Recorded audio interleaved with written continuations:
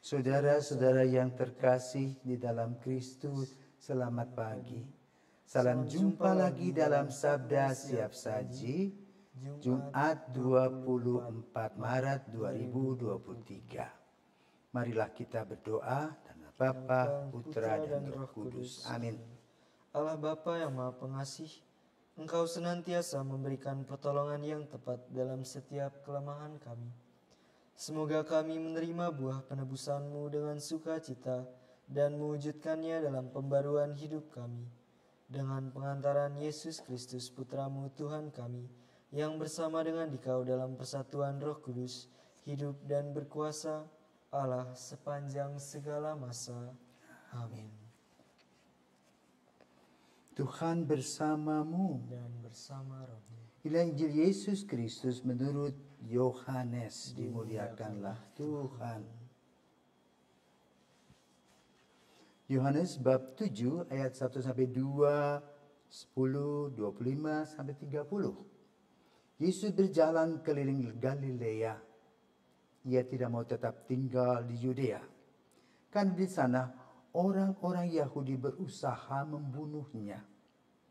Ketika itu sudah dekat hari raya orang Yahudi, yaitu hari raya Pondok Daun. Sesudah saudara-saudara Yesus berangkat ke pesta itu, ia pun pergi juga ke sana. Tidak terang-terangan tetapi diam-diam. Beberapa orang Yerusalem berkata, "Bukankah dia ini yang mereka mau bunuh? Lihatlah, ia berbicara dengan leluasa, dan mereka tidak mengatakan apa-apa kepadanya. Mungkinkah pemimpin kita benar-benar sudah tahu bahwa ia adalah Kristus? Tetapi tentang orang ini kita tahu dari mana asalnya. Padahal bila Kristus datang, tidak ada seorang pun yang tahu dari mana asalnya." Waktu Yesus mengajar di bait Allah, ia berseru, "Memang aku kamu kenal, dan kamu tahu dari mana asalku. Namun aku datang bukan atas kehendakku sendiri, tetapi diutus oleh Dia yang benar, yang tidak kamu kenal. Aku kenal Dia, sebab aku datang dari Dia, dan Dialah yang mengutus aku." Mereka berusaha menangkap Yesus, tetapi tidak ada seorang pun yang menyentuh Dia, sebab saatnya belum tiba. Demikianlah sabda Tuhan, terpujilah Kristus. Romo, kenapa sih Yesus masih terang-terangan atau secara terbuka di depan umum mengajar banyak orang, sementara ada sebagian orang di sana tuh emang udah nggak suka sama dia, baru hendak membunuh dia? Oke, begini ya. Sekarang saya mau tanya, Dema, Ya. kalau kamu banyak kesalahan ya, yang kamu lakukan, kemudian saya tegur kamu di depan banyak orang, senang atau jengkel? Jengkel. Satu kali jengkel, Ya. besok lagi begitu, jengkel lagi enggak? Jengkel lagi. Nah, jengkel. Lalu apa yang kamu pikir? Orang ini lebih baik dilenyapkan, Ya. supaya tidak ada yang kek gitu, gitu, sehingga kamu aman. Ya, itulah sebetulnya risiko orang baik dan benar. Ya. Nah, Yesus melakukan hal itu.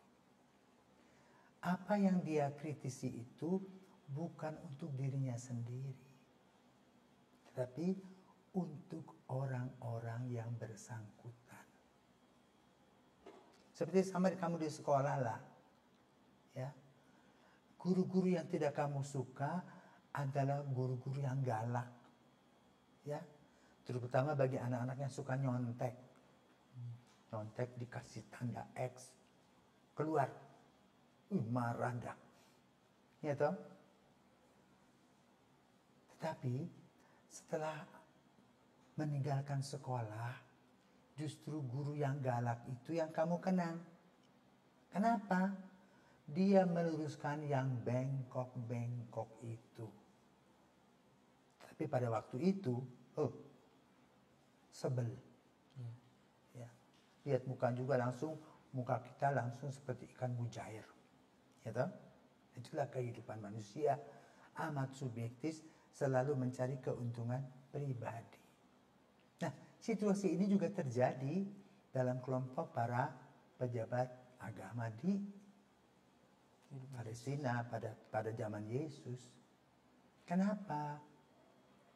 Mereka itu banyak yang tidak beres. Ya, misalnya menyalahgunakan hari Sabat dengan membuat aturan 1000 langkah boleh dilakukan, selebihnya kena denda. Maka Yesus mengkritik, kalau kamu punya kamu punya keledai masuk ke sumur pada hari Sabat, apa kamu ambil atau enggak? Nah, itu membuat mereka dongkol. Ya. Sama seperti risikonya Yohanes Baptis itu. Ya, ditangkap ya. Nah, itulah situasi manusia. Nah, sekarang kita mendengar dari sumber yang benar tentang Yesus. Itu dari dirinya sendiri. Yang kita gelap dan ngerti. Ya, sama seperti orang desa pergi ke gedung bertingkat, naik lift. Bingung enggak? Bingung. Bagaimana nih 4 lantai? Bagaimana? Lihat, nggak ada tangga nih. Bingung dah.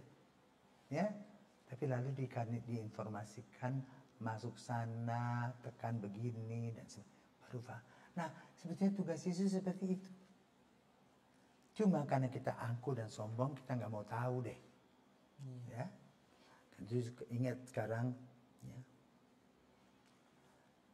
Yesus dikritik karena mereka punya pandangan, ya, yang mau disampaikan oleh Yesus adalah Allah solider menjadi manusia, ya, melalui manusia. Logikanya jalan. Kalau misalkan Yesus itu lahir dalam bentuk yang lain, apa orang mau datang? Tidak mau. Ya, mereka berpikir bahwa gambaran tentang Mesias itu adalah yang berbeda dengan pikirannya Tuhan. Maunya mungkin bentuk yang tertentu lah. Ya, tapi Yesus tidak, Tuhan tidak. Tuhan justru membuka mata hati kita bahwa manusia sudah diciptakan sebagai citra Allah, makhluk yang paling tinggi di bumi ini.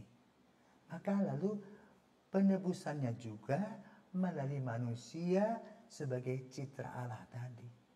Tetapi dia lebih daripada citra Allah sendiri, kan dia adalah putra Allah. Maka sampai hari ini orang sering membahas, kok Allah beranak? Seperti itu.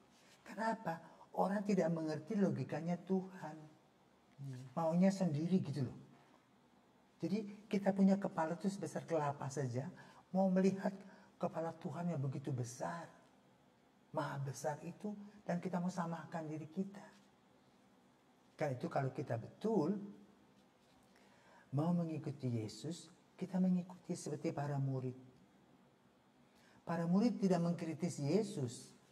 Ikut aja seperti orang bodoh-bodoh itu loh. Ikut ke sana. Oh iya ya, begini toh maksudnya. Pergi lagi. Oh iya ya, ini maksudnya. Maka lalu mereka terbuka. Dan bagaimana Yesus membuka tabir itu pelan-pelan. Pertama, mereka dipanggil.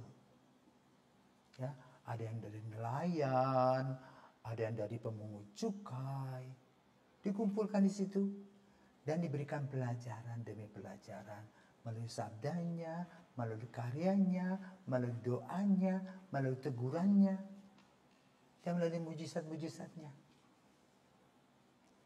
Dan para murid pun juga ketika Yesus berbicara tentang penderitaannya, mereka tidak paham. Baru ketika Yesus disalibkan dan mereka lari, yang tinggal ibu-ibu bersama Yohanes. Pelan-pelan Yesus mengunjungi mereka. Ya. Ketika Yesus sudah bangkit. Maka ada tahapan-tahapan tentang uraian tentang kebangkitan itu.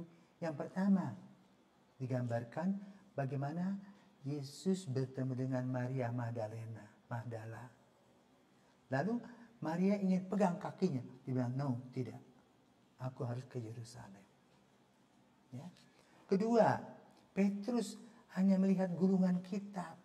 Gulungan kain itu. Kain kafan. Bersama Yohanes itu. Lalu ketiga, ketika mereka sudah pergi lagi sebagai nelayan, Yesus ada di pesisir itu. Ada sisa-sisa ikan. Dan dia minta ikan. Dikasih.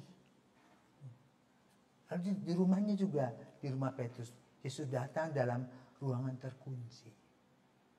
Tetapi bukti yang paling jelas dan nyata adalah pada Thomas. Apa yang disampaikan teman-temannya kepada Thomas? Thomas, kami ketemu Yesus loh. Omong kosong, orang sudah mati, mana mungkin enggak. Sebelum aku mencucukkan jari. Jadi, kalau Maria Magdalena melihat, Petrus melihat kain tergulung, lalu mereka melihat Yesus makan. Dan dia mengatakan, jangan kau pikir aku ini hantu. Hantu kan tidak ada tulang dan dagingnya yang ada seperti ada padaku. Tapi mereka belum paham. Nah, ketika Thomas dipegang, ya, apa yang katakan Thomas? Ya Tuhanku dan Allahku.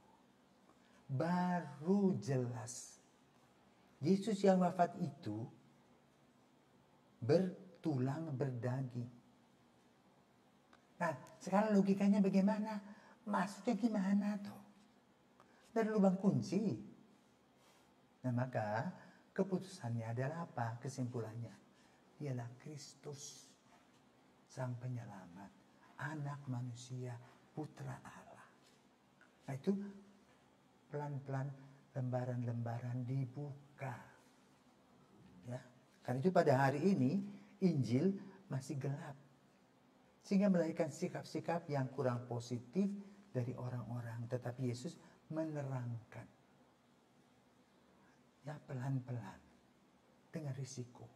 Karena orang tidak paham, gebuk. Orang tidak paham, pukul. Seperti itu. Dan Yesus memahami. Maka kita beruntung. Kita ini beruntung, generasi yang beruntung. Sudah mendengarkan kesaksian orang. Dan semuanya boleh katakan, sudah terjadi. Petrus masih mereka-reka itu. Thomas betul mengalami peristiwa itu. Maka kemudian kalau kita perhatikan para murid ini, mereka semua menjadi martir melawan kekuasaan dunia yang berbeda dengan pandangan gereja. Nah, tetapi di balik itu kita diberikan pelajaran. Menjadi saksi Kristus tidak gampang. Tetapi bagi semua orang yang betul tetap teguh pada kesaksiannya, dia adalah orang-orang yang berbahagia. Maka kata-kata Yesus nanti, di mana dia akan datang, kita akan dibangkitkan, baru kita rasakan.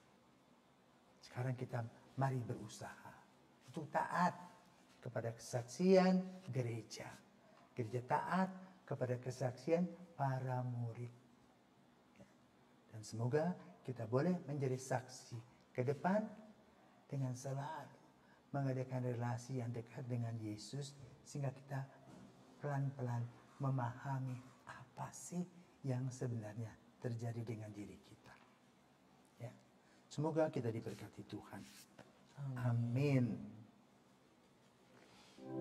Dan terakhir, ini yang lebih suka, lebih senang, kabar sukacita.